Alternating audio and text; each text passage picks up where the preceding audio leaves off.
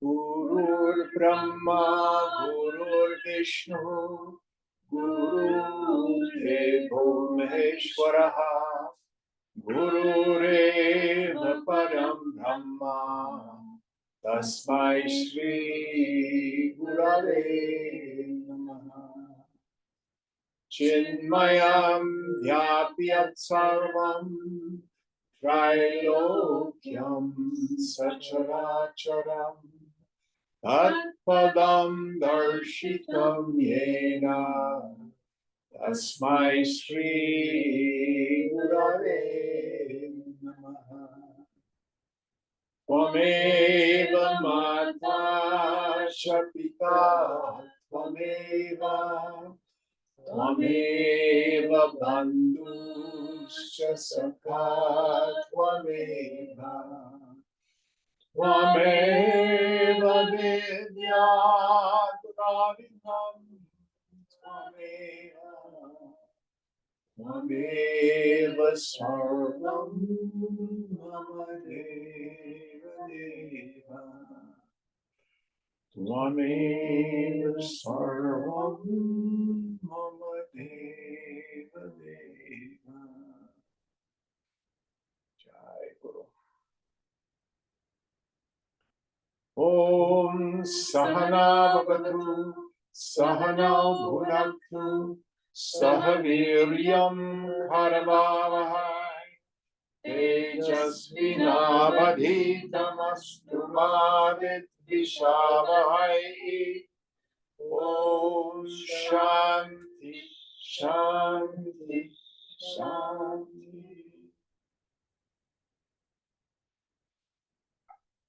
So can you come over here so you're closer to the microphone? And Michael, this is Aditi. Aditi, this is Michael. And you may need to move down just a hair for us. Sure.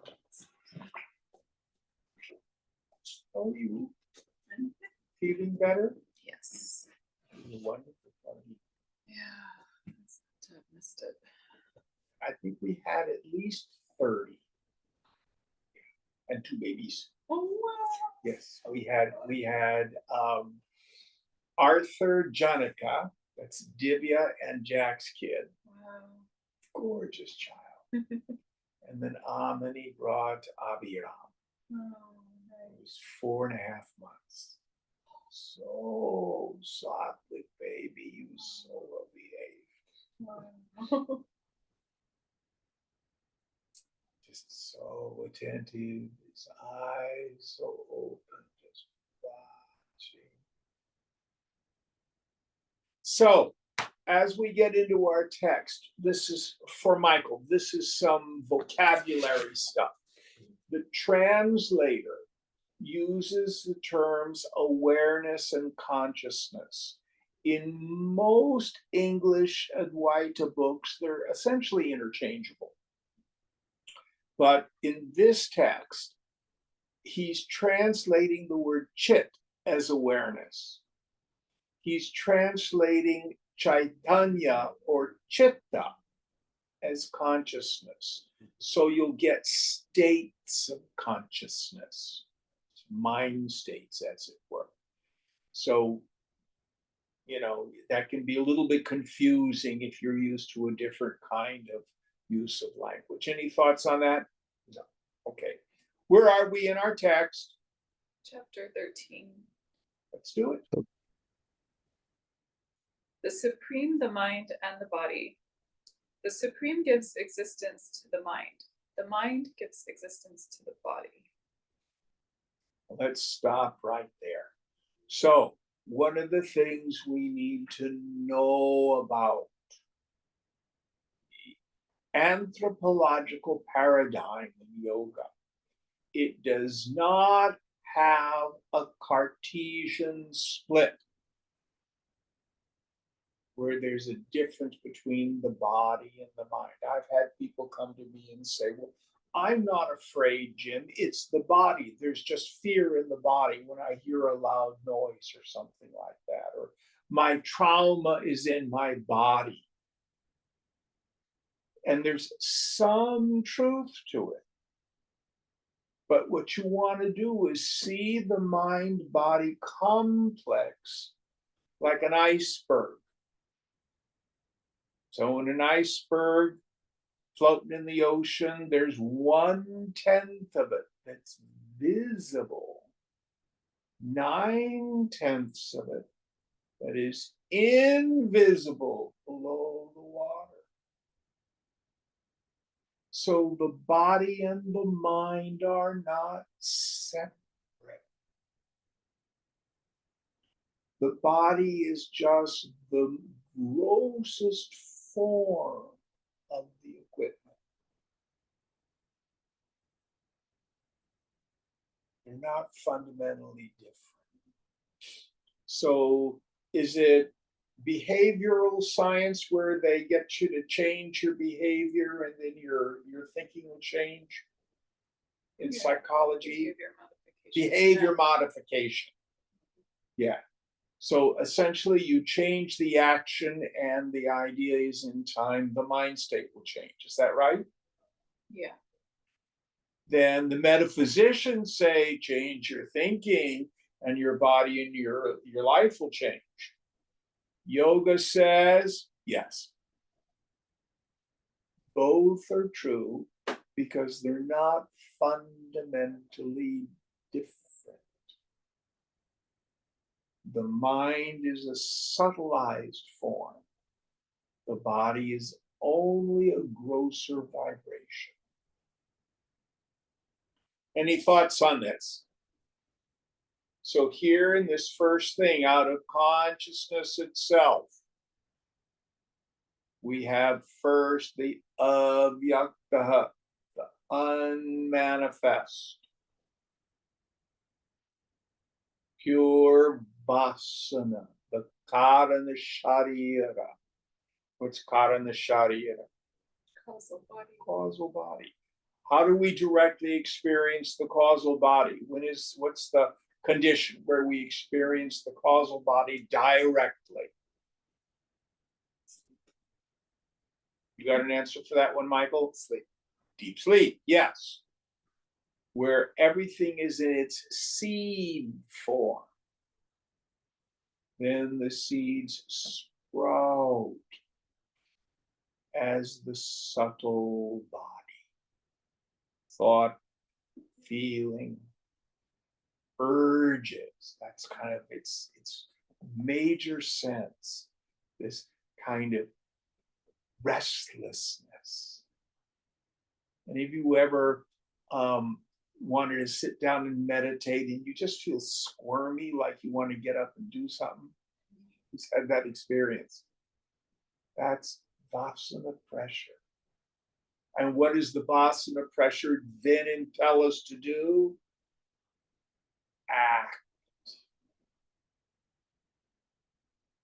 So here is this chain from the subtlest to the grossest of the equipment. And all of it waves out of pure awareness. Let's see what Maharaj says. Going on. Questioner. From what you've told us, it appears that you're not quite conscious of your surroundings. To us, you seem extremely alert and active. We cannot possibly believe that you are in a kind of hypnotic state which leaves no memory behind. On the contrary, your memory seems excellent.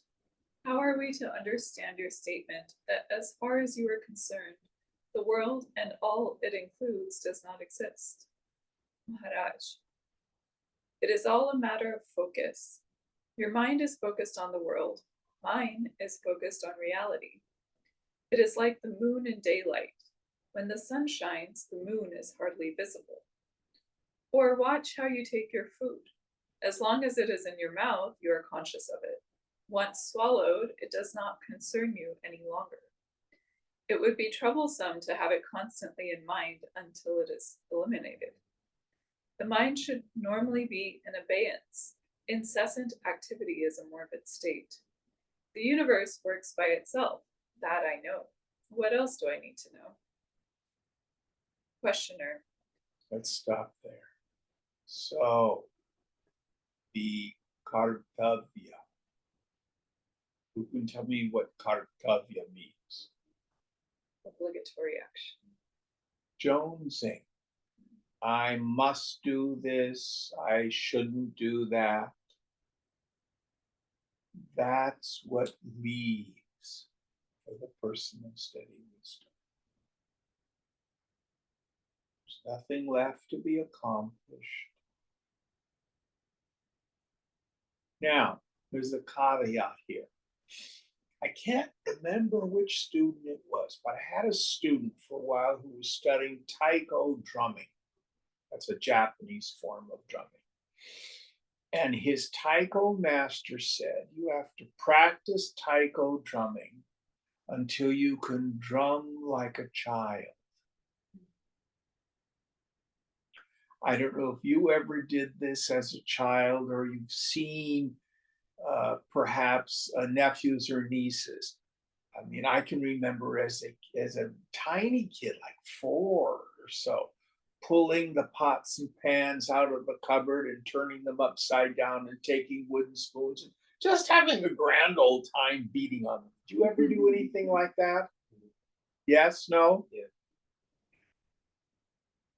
So action took place, but it was creative, it was joyful, it was fun, it was play. And that was very different than a decade later when I had a piano lesson coming up. And, I've got to sit down and practice. I hated practicing the piano. You can relate to this, can't you? It wasn't fun. It was a bird. So this bird is what gets lifted.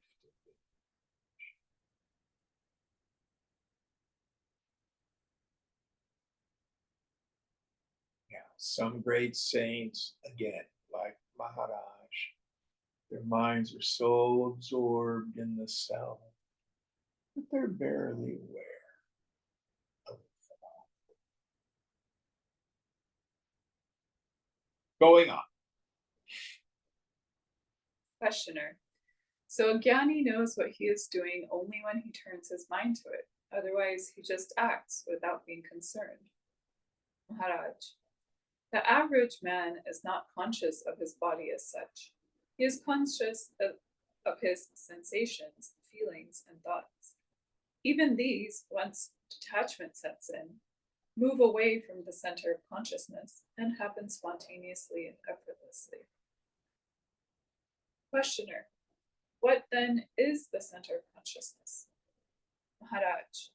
That which cannot be given name and form, for it is without quality and beyond consciousness. Like a hole in the paper is both in the paper and yet not of Have the we paper. done this chapter? I think we did. Yeah, I Yeah. think Mark, are we on the next chapter? No, I have that we did up until a question, but since all exist by your light, are you not the creator of the world? Oh, so we didn't finish the chapter. No. Yeah, probably. We'll go on. It's okay. I don't know where we are. That's where we were. Okay, I'll just read until that point so we're in the flow. Okay. Like a hole in the paper is both in the paper and yet not of paper, so is the supreme state in the very center of consciousness and yet beyond consciousness. It is as if there is an opening in the mind through which the mind is flooded with light. The opening is not the light, it is just an opening. Questioner. An opening is just a void, absence. Maharaj. Quite so. From the mind's point of view, it is but an opening for the light of awareness to enter the mental space. So this is why Krishna says, he who knows, knows it not. She who knows it not. It's not about the acquisition of data. It is to unknow the mind. He uses the metaphor of a hole. Others will use the metaphor, it's like a transparency, like a clean window when the mind is soft. Pure awareness shines.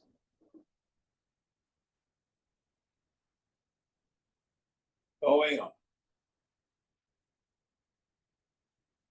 By itself, the light can only be compared to a solid, dense, rock-like, homogeneous, and changeless mass of pure awareness, free from the mental patterns of name and shape.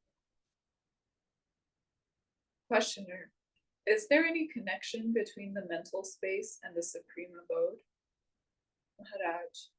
The supreme gives existence to the mind. The mind gives existence to the body. Questioner. And what lies beyond? Maharaj. Take an example. A venerable yogi, a master in the art of longevity, himself over 1,000 years old, comes to teach me his art. I fully respect and sincerely admire his achievements, yet all I can tell him is, of what use is longevity to me? I am beyond time. However long a life may be, it is but a moment and a dream. In the same way, I am beyond all attributes. They appear and disappear in my light, but cannot describe me. The universe is all names and forms based on qualities and their differences, while I am beyond. The world is there because I am, but I am not the world. Questioner. But you are living in the world. Maharaj. That's what you say. I know there is a world which includes this body and this mind, but I do not consider them to be more mine than other minds and bodies. So you see, the issue is the questioner is identified with their body. Therefore, when they look out and they see Maharaj, they think that's who he is. But Maharaj is identified with the center.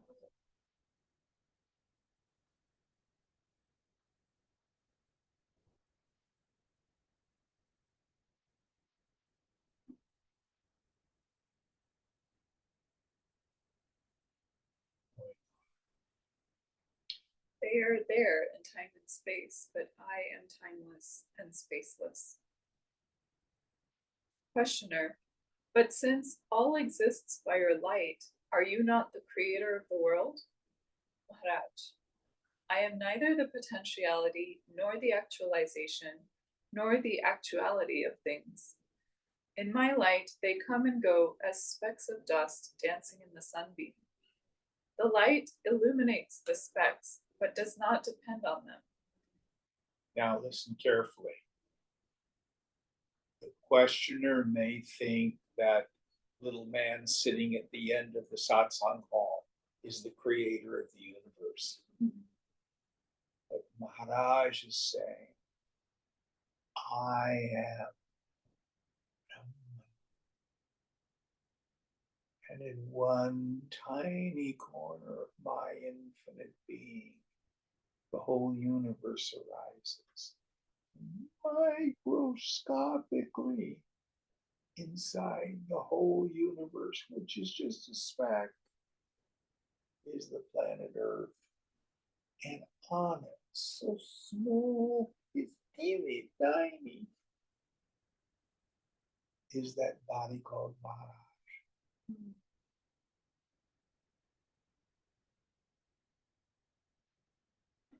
So the questioner sees from his own or her own identification.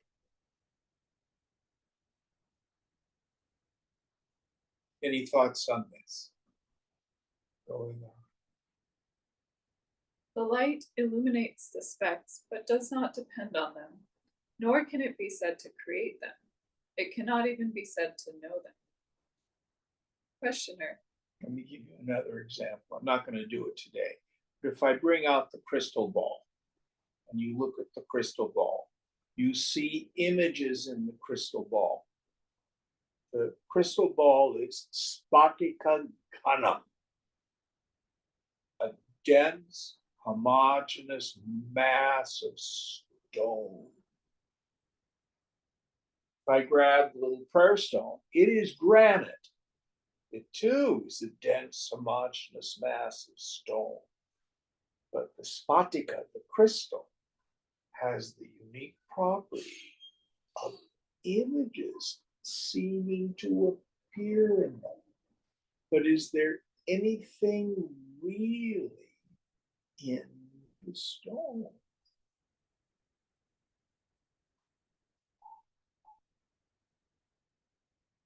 Seen, but not real. An optical illusion. All this is no different.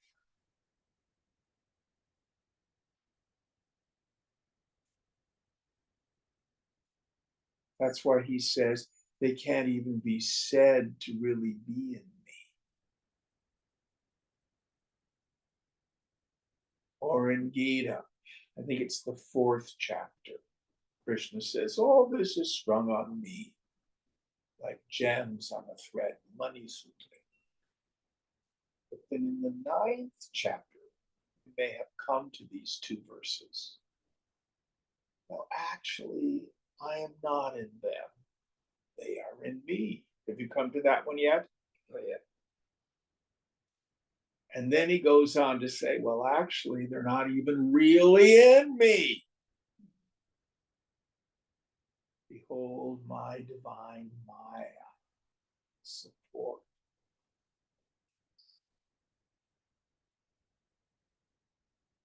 Easiest way to get a direct experience of this.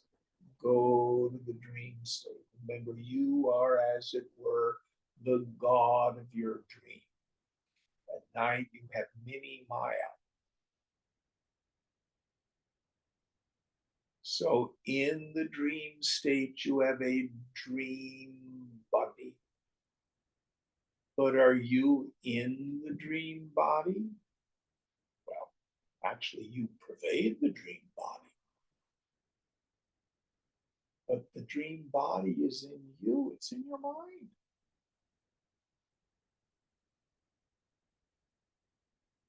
And if you dream that you're out riding a horse, you don't wake up in the morning with a horse in bed with you. The horse was not really.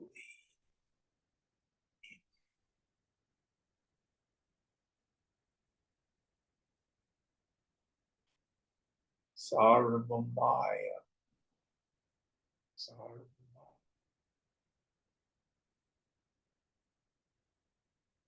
So what? Don't take it all so damn seriously.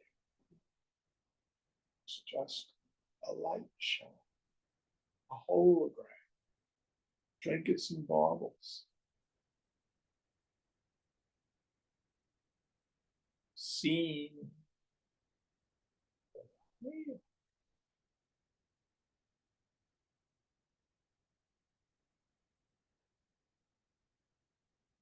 Going on.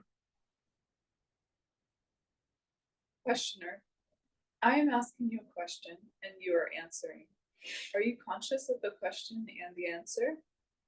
Maharaj, In reality, I am neither hearing nor answering. In the world of events, the question happens and the answer happens. Nothing happens to me, everything just happens. Questioner, and you are the witness?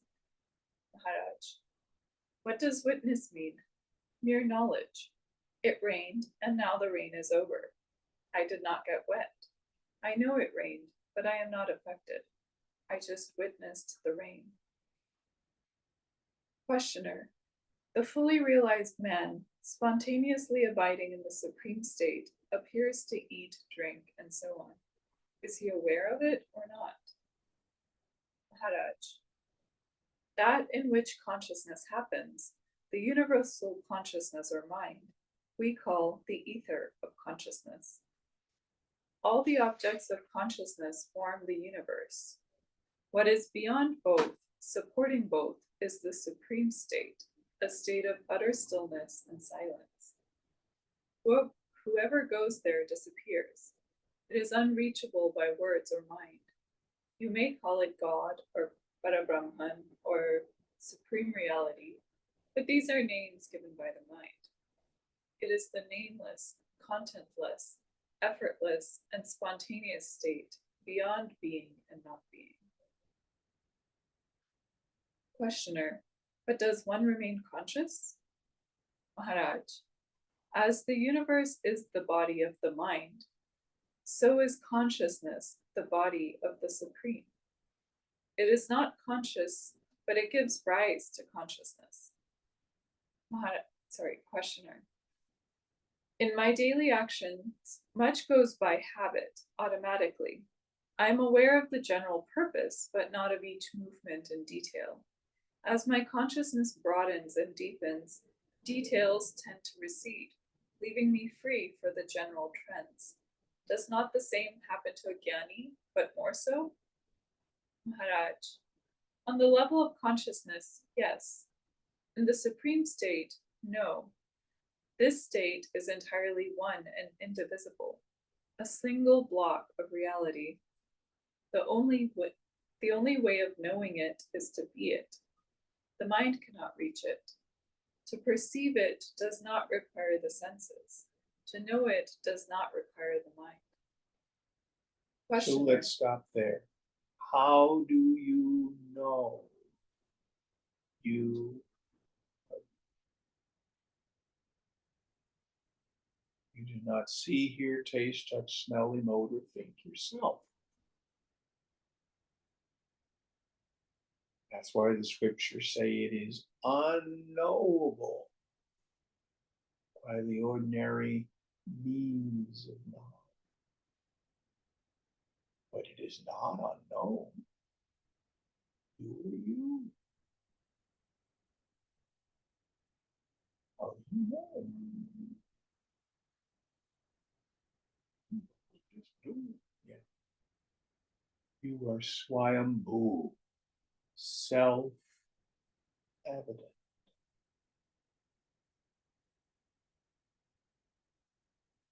That is independent of the kind of knowing that happens in the mind. Listen very carefully. So when the mind is quiet and the attentive faculty is turned within, and you get the realization, the insight, oh, yeah, I am that, vast and empty like the sky.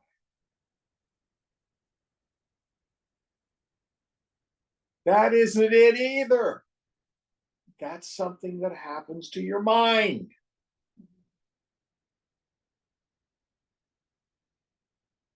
That's the realization. That's not the direct Swayambhu of the self.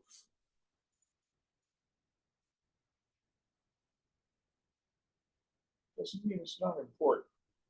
It's not the self that gets realized.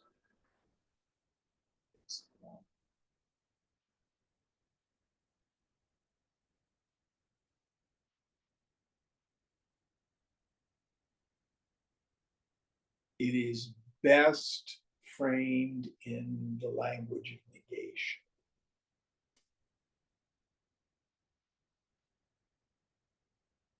No thought is real. No personal sense of self is real.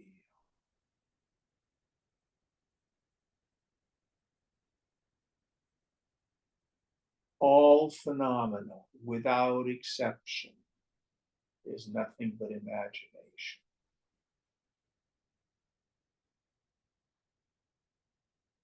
Only aham.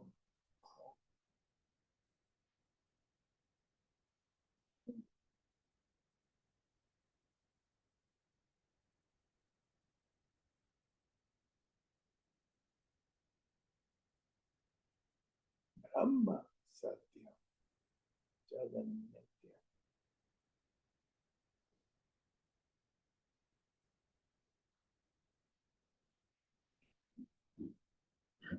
Going on.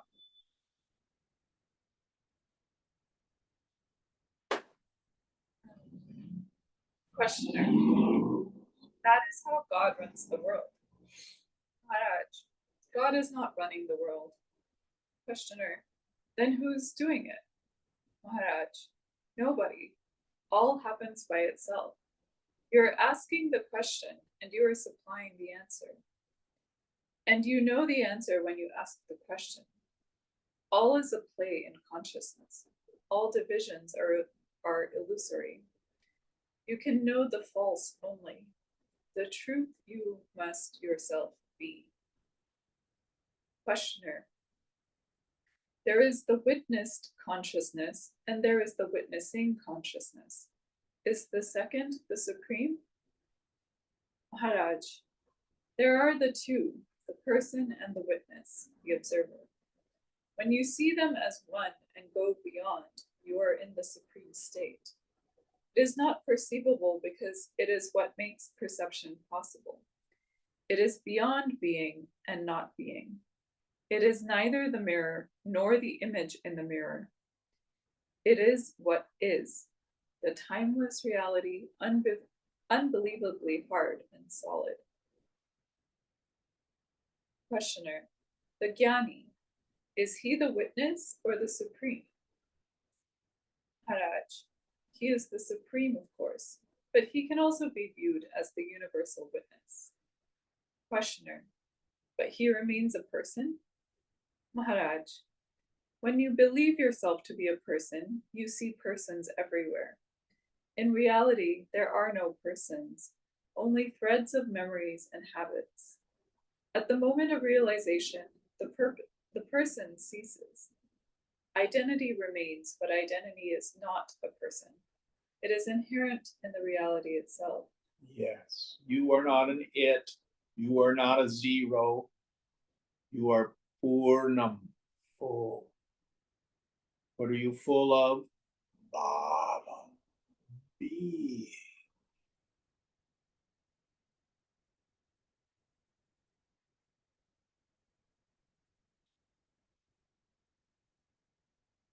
And being, Bhava, is the only thing that has real existence.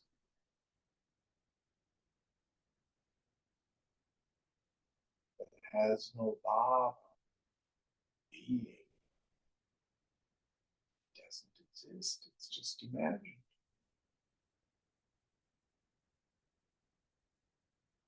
If you close your eyes and imagine a rabbit with horns, the horns of a hare, it doesn't really exist. It exists as a mental image, an imagination. But it has no sat, it has no real bhava. I tell you, all name and form is not essentially different than that which you imagined as the horns of a hare.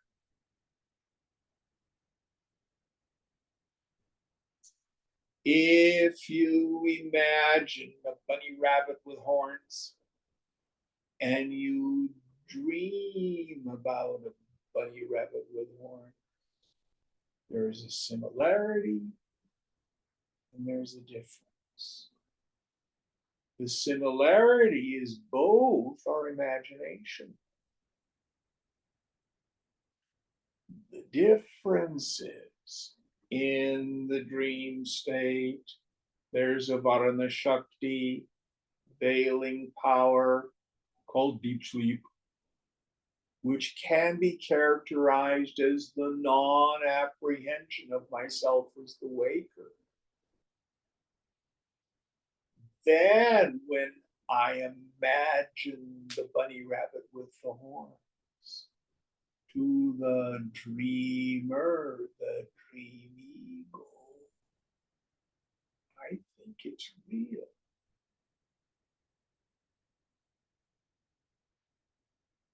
It's the only difference. So for the fool, under the influence of avidya, spiritual sleep,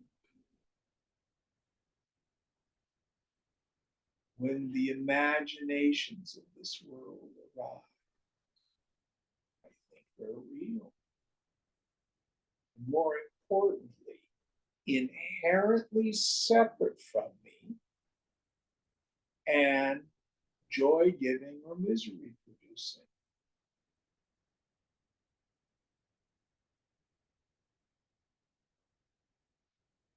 It's all like a very long, very vivid dream.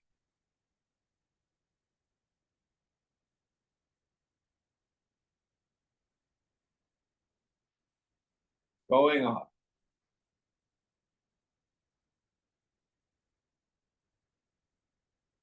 The person has no being in itself. It is a reflection in the mind of the witness, the I am again, which again is a mode of being. Questioner.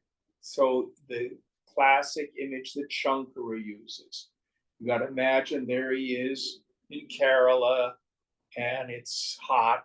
So he's holding satsang in the evening when it's a little cooler. And he's on a porch. Have you been to Kerala yet to see those beautiful old Nambudri houses? Yeah, I went before I left India this time.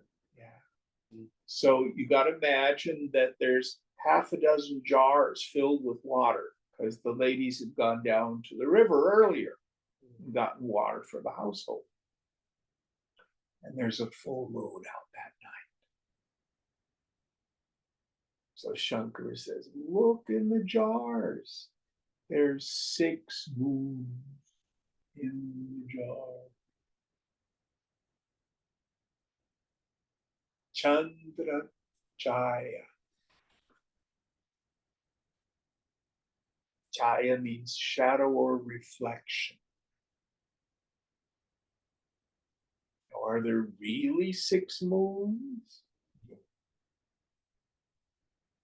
But it is the nature of the water on its surface to reflect the moon.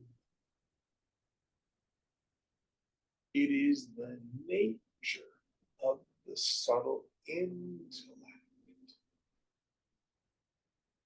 to reflect consciousness. Chid abhasa, the reflection of consciousness. That gives me the feeling that I am Jim. What do you mean by that? Did I have breakfast this morning? Do you know it? Yes, no? No. You sure? Why not? Because I wasn't there. Did you have breakfast? Yes. Okay, do you know it? Yeah. The individual knower is that Chidabhasa. It's that moon in the water. Not the self. Self is the witness of that individual knower. The moon in the sky illumines the jar and the water and the reflected moon. Here's where we get in trouble. Shankara would then lean over and take his hand. Oh, the moon is broken, as the water in the jar ripples. So also, I am happy, I am sad, I am powerful, I am weak. Listen carefully. I think I'm enlightened. Just another condition of the water in the jar. Did any of that touch the moon? No.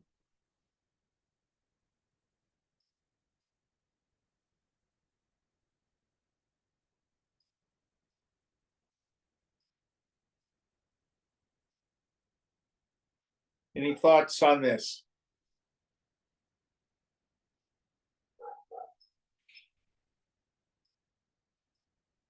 Going on. Questioner, is the Supreme conscious? Maharaj, it is neither conscious nor unconscious. I am telling you from experience. Questioner, Prajnanam Brahma. What is this Prajna? Okay, this is one of the great Mahavakyas of the Upanishads. Prajnanam Brahma. Let's see how he answers it. Maharaj, it is the unself-conscious knowledge of life itself. Questioner, So Yes. here, the word prajna, prajnanam, is translated various ways according to various contexts. It can actually even mean intuition.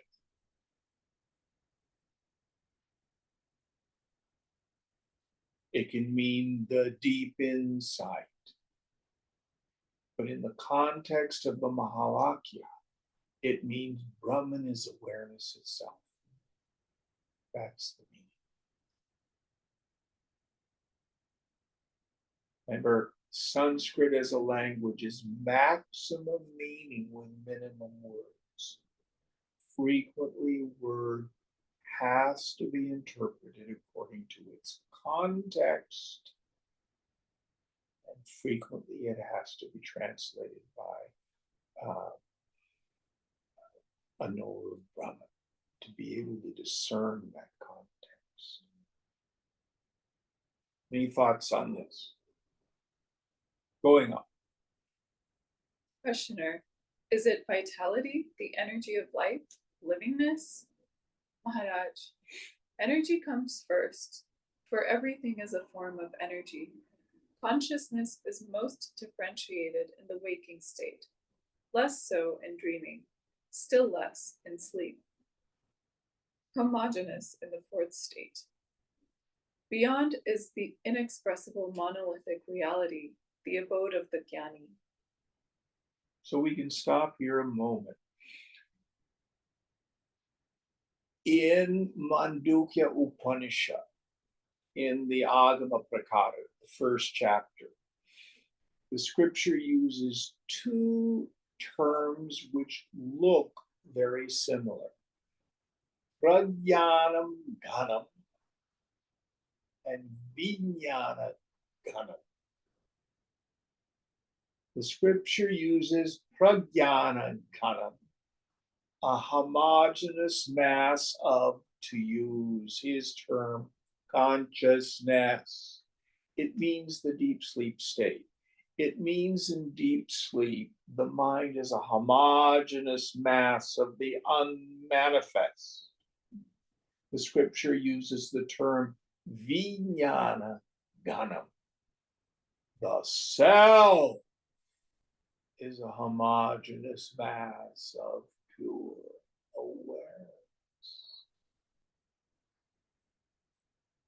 So what Maharaj is saying here, in the deep sleep state, the Vijnana Dhanam is the locus of the Pragyana Dhanam. Consciousness mass. Unformed Prakriti.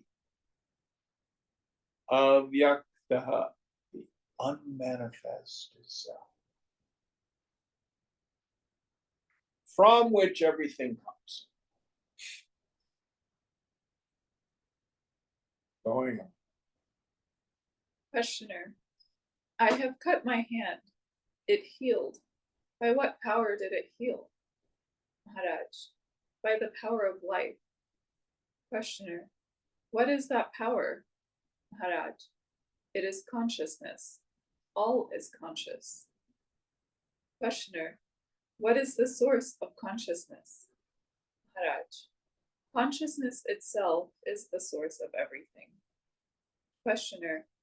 Can there be life without consciousness? Maharaj. No, nor consciousness without life. They are both one, but in reality, only the ultimate is. The rest is a matter of name and form. And as long as you cling to the idea that only what has name and shape exists, the Supreme will appear to you as non-existent. When you understand that names and shapes are hollow shells without any content whatsoever, and that what is real is nameless and formless, pure energy of life and light of consciousness, you will be at peace, immersed in the deep silence of reality. Questioner. If time and space are mere illusions and you are beyond, please tell me, what is the weather in New York? Is it hot or raining there? Maharaj, how can I tell you? Such things need special training. Or one can just travel to New York. So listen carefully. These siddhis that the questioner is referring to, it's like going to the gym and becoming a bodybuilder. You can go on YouTube and see some gal with fabulous thighs and muscles, some dude with guns. It's special training, or maybe even better, a ballet dancer. You can see you're a dancer. You can see some ballerina put her leg up next to her ear. Can you do that? No. Why? Haven't trained. It takes special training. So the mind's capacities are so much greater than most people think. And with special training, the mind can expand. It's kind of like most of us are like a freestanding computer, a tower. But with training, I can hook up to the cloud. Greater and more universal aspects of mind. And along with those who choose to acquire siddhis, the root of it all is the phenomenal world is nothing but vibration held together by thought. It's not solid. And that's how miracles seem to happen. Actually, nothing occurs in the phenomenal world by magic. It's all according to law. It's just there are metaphysical laws which are subtler than physical laws. And none of this has to do with self-realization.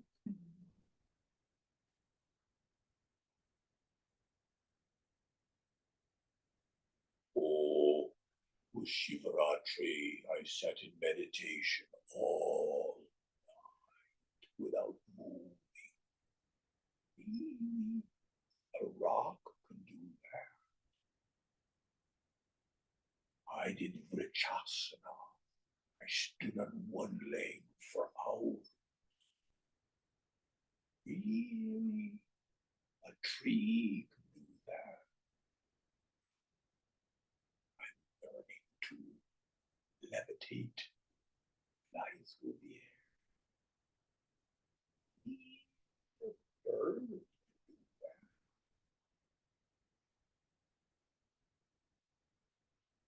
Siddhis are the result of tapas. They do not bestow supreme knowledge. Some Mahatmas exhibit siddhis. It is not necessarily a result of their realization. It is the result of tapas done in other lifetimes, or maybe in this lifetime. Other Mahatmas do not. Now, as a general rule, the emptier your mind becomes, the more you will feel the thoughts and feelings of others as if they were your own. So, Aditi, as a psychotherapist, when you're really quiet and really present to a client, do you get the intuitive sense of what's going on with them? Yeah. How do you do this? By being present and Yeah. focused. Now, if on the other hand, you've had an argument with your husband that morning, and in the middle of the session, you're having a conversation with him in your mind.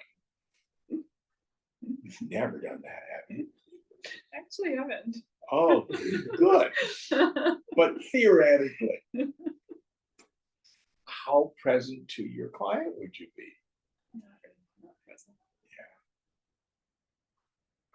Or if it's regret for the past, or worry about the future, or concern with your own stuff, we're not present. For me, it's usually like, am I doing a good job being a Yeah. psychotherapist? But those very thoughts Distract. keep you from being empty. Does that make sense? Yeah.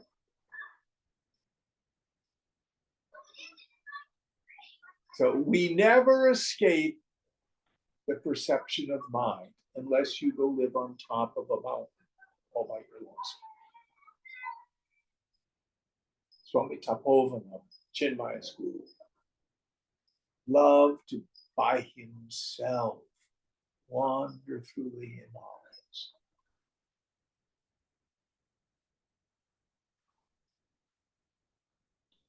Revel.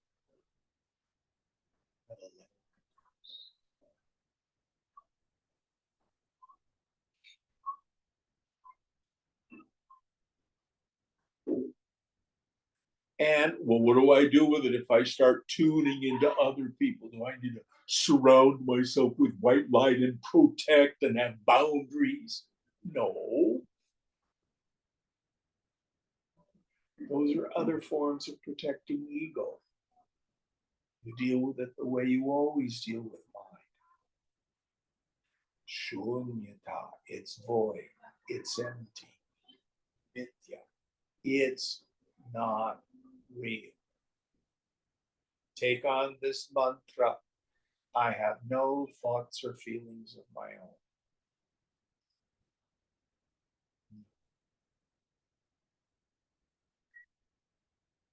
All of it is just mind. Doesn't belong to anyone.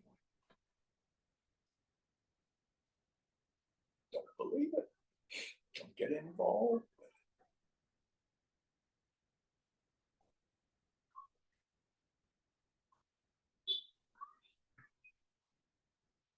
Next verse, or next, going on, next section. I may be quite certain that I am beyond time and space, and yet unable to locate myself at will at some point of time and space. I'm not interested enough. I see no purpose in undergoing a special yogic training. I have just heard of New York. To me, it is a word. Why should I know more than the word conveys? Every atom may be a universe as complex as ours. Must I know them all? I can, if I train. Questioner. In asking the question about the weather in New York, where did I make the mistake? Haraj. The world and the mind are states of being. The supreme is not a state. It pervades all states, but it is not a state of something else. It is entirely uncaused, independent, complete in itself, beyond time and space, mind and matter. So, where people frequently get confused, when we think of the self as omniscient, what is that? By which everything is known. People who are ego identified think, oh, that means the Jnani knows everything. The self knows everything. But each individual mind, according to its qualities, according to its training, according to its karma, can only know finite things.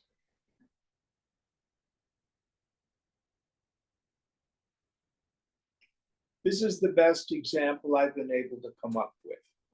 So we have the sun in the sky, and I have half a dozen prisms of different size and shape. Underneath each prism is a piece of white paper, and on the white paper is a spectrum. And the bands of color are slightly different in width and intensity, etc., depending on the qualities of the prism. Is the prism making the spectrum? Prism is jada, it's inert. There's no capacity to shine.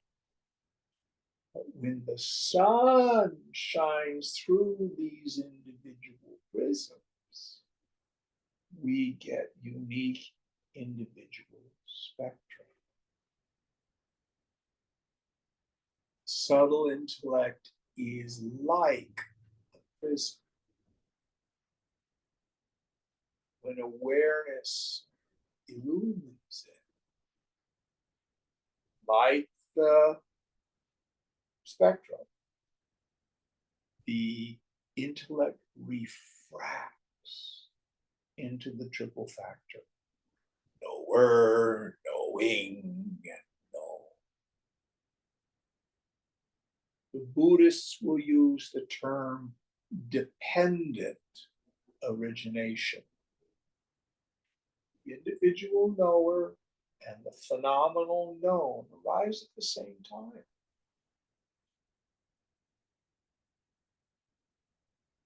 And the individual knower seems to change and morph depending on what is known. That's what creeps me out.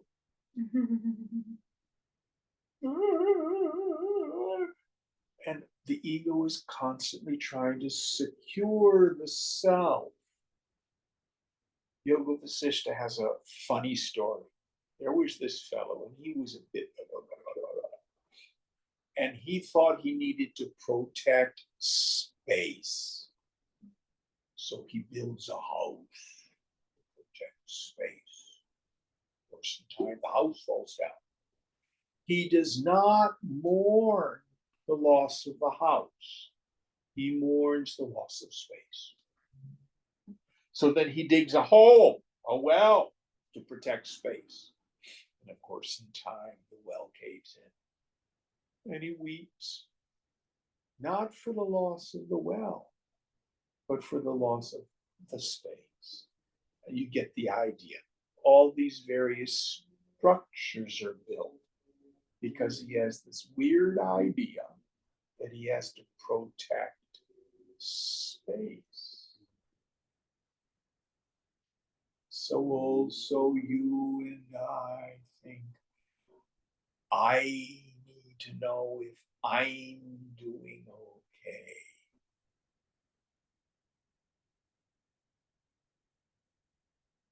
Am I lovable? Am I successful? Am I doing it right? Am I attractive? Am I smart?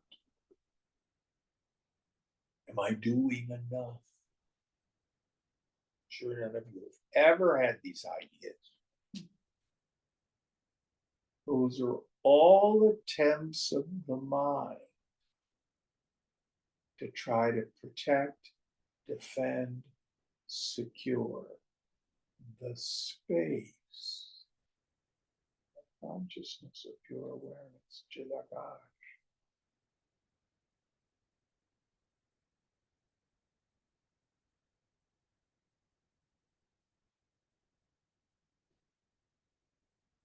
We call it cup space.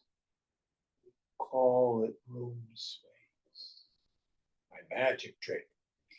See the space in the cup. Have I moved space? No. If I break the cup, oh, this was mystic. The cup space merged into room space. Is that what happened? Did it? What happened to the cup space? There's no such thing as cup space. The cup is in space. There's no space confined to the cup.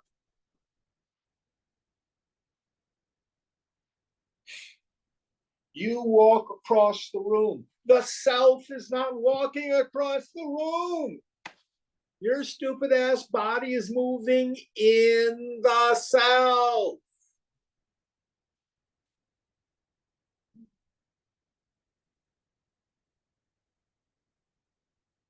You go nowhere. Ever. Now, don't believe me and don't believe Maharaj. Look. Throughout the day, stop. Introvert the attentive faculty. Notice who you are. See if you can find some poor little person in there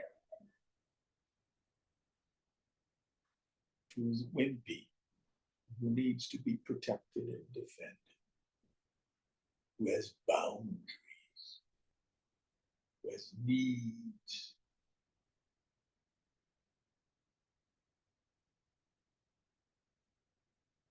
All you can find is thoughts and feelings, but you know thoughts and feelings. They can't be you because you know them. You witness them. Brahma Satya, Jagan Nitya. Don't believe them. They're not real. Okay, one more. By questioner, by what sign do you recognize it? Maharaj, that's the point. It leaves no traces. There is nothing to recognize it by.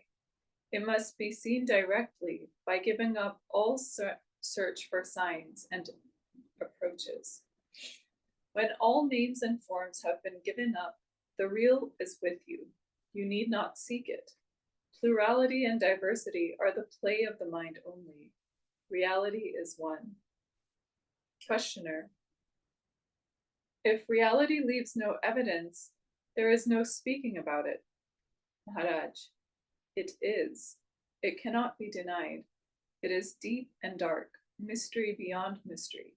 But it is, while all else merely happens. Yes. So the self is not difficult to realize because it's far away or only achieved in some wackadoodle mind state.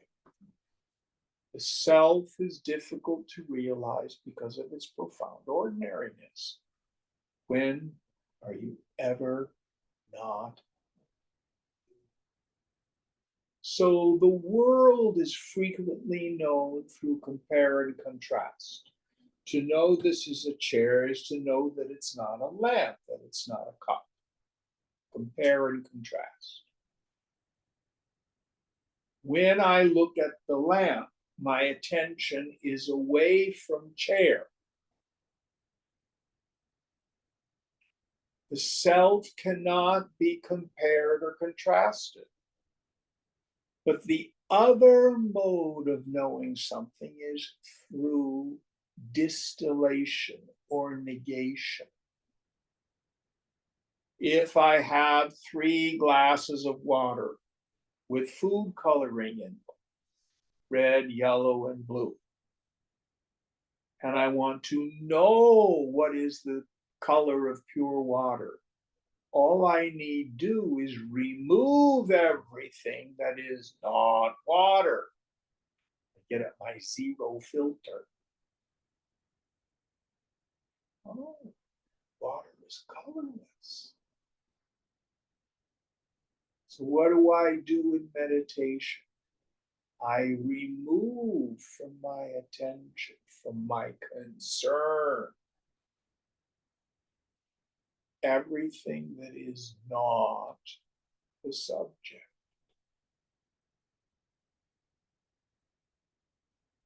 See what remains.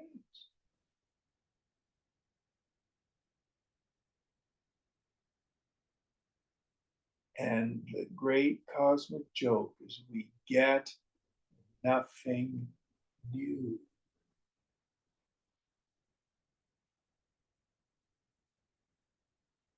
So it is not achieved, attained, acquired. I realize something I am that I've always been. It's just my stupid mind wasn't aware of it.